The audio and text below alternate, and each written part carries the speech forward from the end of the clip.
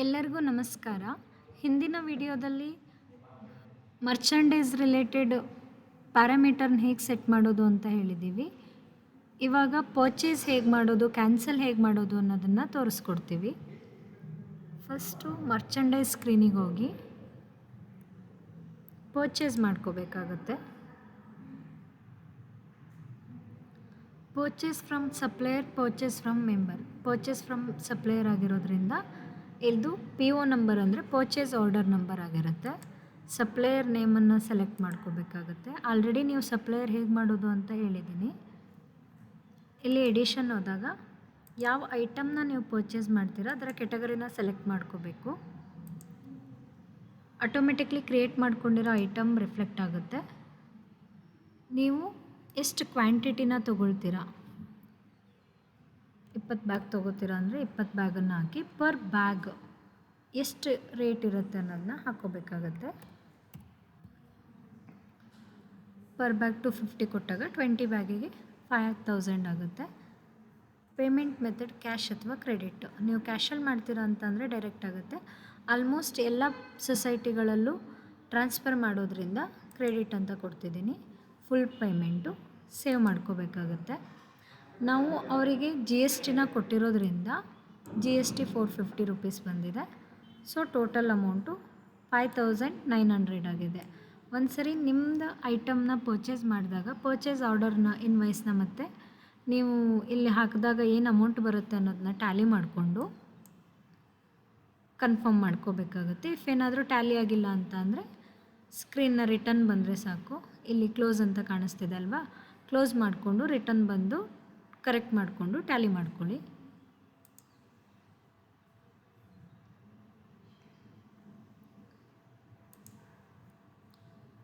So ಇದು purchase ಮಾಡೋದು. Purchase ಮಾಡಿದ ತಕ್ಷಣ ಡೇ ಬುಕ್ಕಲ್ಲಿ ಬರೋದಿಲ್ಲ. ಪರ್ಚೇಸ್ ಮಾಡಿದ್ದೆ ಪರ್ಚೇಸ್ ವೋಚರ್ನ ಹಾಕ್ಕೋಬೇಕಾಗತ್ತೆ.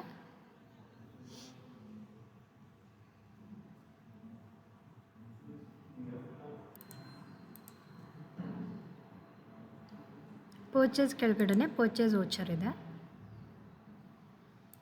ಪರ್ಚೇಸ್ ಅಂತ ಕೊಟ್ಟು ಗೋಡೌನ್ ಸೆಲೆಕ್ಟ್ ಮಾಡಿಕೊಂಡು ಪೇಮೆಂಟ್ ಕೌಂಟ್ರ್ ಆಗಿರೋದ್ರಿಂದ ಕ್ರೆಡಿಟ್ ಅಂತ ಕೊಟ್ಟಿದ್ದೀನಿ. Transfer sundry head. ಏನಾದರೂ ನೀವು ಈ ಅಮೌಂಟನ್ನು ಲಯಬಿಲಿಟಿದಲ್ಲಿ ಇಟ್ಟಿರ್ತೀರಾ ಅಂತ ಅಂದರೆ ಸನ್ಡ್ರಿ ಹೆಡ್ಡಿಗೆ ಕೊಡಬೇಕಾಗತ್ತೆ. ಇಲ್ಲ ಡಿ ಸಿ ಸಿ ಬಿ ಬ್ಯಾಂಕಿಂದ ನಾವೇನಾದರೂ ಚೆಕ್ ಥ್ರೂ ಕೊಡ್ತಿದ್ದೀವಿ ಅಥವಾ ಬೇರೆ ಏನೋ ಅಕೌಂಟಿಂದ ಚೆಕ್ ಥ್ರೂ ಕೊಡ್ತಿದ್ದೀವಿ ಅಂತ ಅಂದರೆ ಅದರ್ ಡೆಪಾಸಿಟ್ನ ಸೆಲೆಕ್ಟ್ ಮಾಡಿಕೊಂಡು ಜನ್ರೇಟ್ ಬ್ಯಾಚ್ ಮಾಡಿಕೊಂಡು ವೀವ್ ಅಂತ ಕೊಟ್ಟಾಗ ಇಲ್ಲಿ ಅಮೌಂಟ್ ಬರುತ್ತೆ. ಇದು ವಿದೌಟ್ ಟ್ಯಾಕ್ಸ್ ಅಮೌಂಟು, ಇದು ವಿತ್ ಟ್ಯಾಕ್ಸ್ ಅಮೌಂಟು. ಇದನ್ನು ಸೇವ್ ಮಾಡ್ಕೋಬೇಕಾಗತ್ತೆ.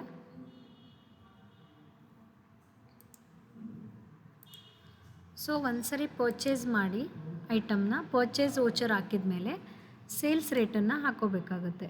ಪರ್ಚೇಸ್ ರೇಟ್ ಮತ್ತು ಸೇಲ್ಸ್ ರೇಟು ಸೇಮ್ ಇರೋದಿಲ್ಲ. ಸೊ ಅದಕ್ಕೆ ಇಲ್ಲಿ ಕಾನ್ಫಿಗರೇಷನಲ್ಲಿ ಬಂದು ಮರ್ಚಂಡೈಸ್ ಸೇಲ್ಸ್ ರೇಟನ್ನು ಕ್ಲಿಕ್ ಮಾಡಿದಾಗ ಯಾವ ದಿನ ಎಂಟ್ರಿ ಮಾಡ್ಕೊಂಡಿರ್ತೀರಲ್ವ, ಪರ್ಚೇಸ್ ಮಾಡ್ಕೊಂಡಿರ್ತೀರ ಆ ಇನ್ವಾಯ್ಸ್ ಡೇಟ್ನ ಹೊಡ್ಕೋಬೇಕಾಗತ್ತೆ.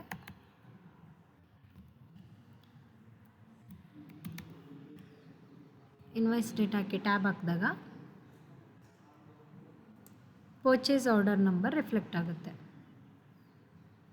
ಸೊ ಇದು ಸೊಸೈಟಿ ಮಾರ್ಜಿನ್. ನೀವು 250 ರೂಪೀಸ್ನ ಇನ್ಕ್ಲೂಡಿಂಗ್ ಜಿ ಎಸ್ ಟಿ ಎಷ್ಟು ಮಾಡ್ತೀರಾ ಅಂತ ನೋಡಿ. ಸೊಸೈಟಿ ಮಾರ್ಜಿನ್ 5 ರೂಪೀಸ್ ಆಗುತ್ತೆ. 22 ರೂಪೀಸ್ ಜಿ ಎಸ್ ಟಿ ಆಗುತ್ತೆ. ಒಂದು ಸರಿ ಚೆಕ್ ಮಾಡ್ಕೊಳ್ಳಿ ನಿಮ್ಮ ಸೊಸೈಟಿ ಡೇಟಾಗೆ ಟ್ಯಾಲಿ ಆಗಿದೆ ಅಂತ ಅಂದಮೇಲೆ ಸೇವ್ ಮಾಡ್ಕೊಳ್ಳಿ.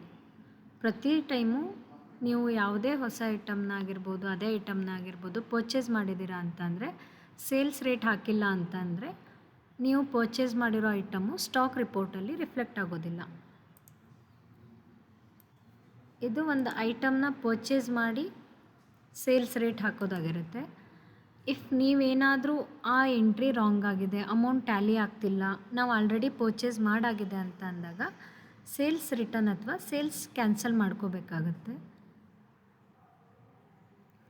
ಪರ್ಚೇಸ್ ರಿಟರ್ನ್ ಅಥವಾ ಪರ್ಚೇಸ್ ಕ್ಯಾನ್ಸಲ್ ಮಾಡ್ಕೋಬೇಕಾಗತ್ತೆ.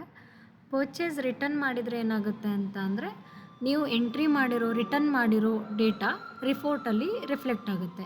ಸೊ ಈ ಡೇಟಾ ರಿಫ್ಲೆಕ್ಟ್ ಆಗಬಾರ್ದು ಅಂತ ಅಂದರೆ ನಾವು ಪರ್ಚೇಸನ್ನು ಕ್ಯಾನ್ಸಲ್ ಮಾಡ್ಕೋಬೇಕಾಗುತ್ತೆ. ಪರ್ಚೇಸ್ ಕ್ಯಾನ್ಸಲ್ ಮಾಡೋದು ಹೇಗೆ ಅಂತ ಅಂದರೆ, ಆಲ್ರೆಡಿ ನಾವು ಎಂಟ್ರಿ ಮಾಡಿರೋ ಟ್ರಾನ್ಸಾಕ್ಷನ್ನ ಫಸ್ಟು ಡಿಲೀಟ್ ಮಾಡ್ಕೋಬೇಕಾಗುತ್ತೆ.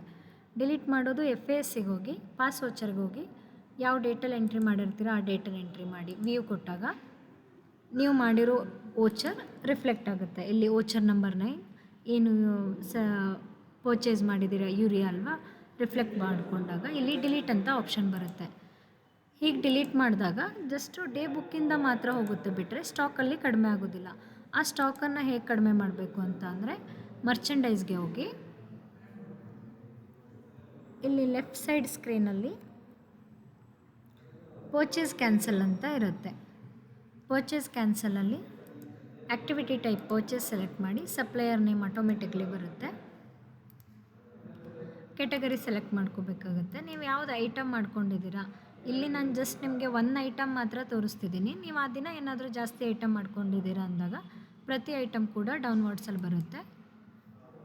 ಆನಂತರ ನೀವು ಮಾಡ್ಕೊಂಡಿರೋ PO ನಂಬರ್ ಕೂಡ ಬರುತ್ತೆ. ಒಂದೇ ಬಿಲ್ಲಲ್ಲಿ ಎಷ್ಟು ಐಟಮ್ ಹಾಕಿದ್ದೀರಾ ಪ್ರತಿಯೊಂದು ಐಟಮ್ ಕೂಡ ಇಲ್ಲಿ ರಿಫ್ಲೆಕ್ಟ್ ಆಗುತ್ತೆ. ಸೊ ಪ್ರತಿಯೊಂದನ್ನು ಸೆಲೆಕ್ಟ್ ಮಾಡಿಕೊಂಡು ಏನು ರೀಸನ್ ಇರುತ್ತೆ, ರಾಂಗ್ ಎಂಟ್ರಿ ಆಗಿರ್ಬೋದು ಅಥವಾ ಮಿಸ್ಮ್ಯಾಚ್ಡ್ ಅಮೌಂಟ್ ಆಗಿರ್ಬೋದು, ಏನು ರೀಸನ್ ಇರುತ್ತೆ ಅದನ್ನು ಹಾಕಿ ಸೇವ್ ಮಾಡ್ಕೋಬೇಕಾಗುತ್ತೆ. ಸೊ ಇದು ಕ್ಯಾನ್ಸಲ್ ಆಗಿರೋದು ಯಾವುದೇ ಕಾರಣಕ್ಕೂ ರಿಪೋರ್ಟಲ್ಲೂ ಬರೋದಿಲ್ಲ, ಡೇ ಬುಕ್ಕಲ್ಲೂ ಬರೋದಿಲ್ಲ. ಸೇಲ್ಸ್ ಸೇಲ್ಸ್ ಹೇಗೆ ಮಾಡೋದು ಅನ್ನೋದನ್ನು ನೆಕ್ಸ್ಟ್ ವೀಡಿಯೋದಲ್ಲಿ ಹೇಳ್ತೀನಿ. Thank you.